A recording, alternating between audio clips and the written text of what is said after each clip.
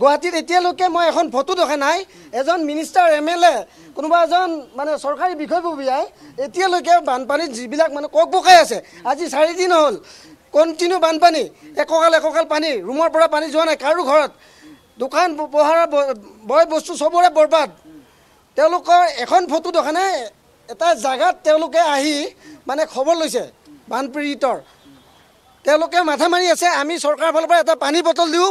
অলপ ৰিলিফ দিওঁ সান্তনা দিওঁ এলোকক এইটো মাথা মাৰি আছে আৰু তেওঁলোকে যায় আবুল তাবুল বকি আছে এই অশোক সিংহাল ডাঙৰীয়া দেৱ তেওঁক মই সিংহ কৈছোঁ তেওঁ হৈছে laboratorian technician lab technician Ashok Singhal ডাঙৰীয়া আৰু এজন আছে ভৱেশ কলিতা তেখেতে কৈ আছে জনসংখ্যা বৃদ্ধিৰ কাৰণে বোলে বানপানী হয় মানুহে মুতিলে বানপানী হয় নেকি তেওঁলোকৰ গাঁৱৰ পিনে তেওঁ কৈ আছে জনসংখ্যা বৃদ্ধিৰ কাৰণে বানপানী হয়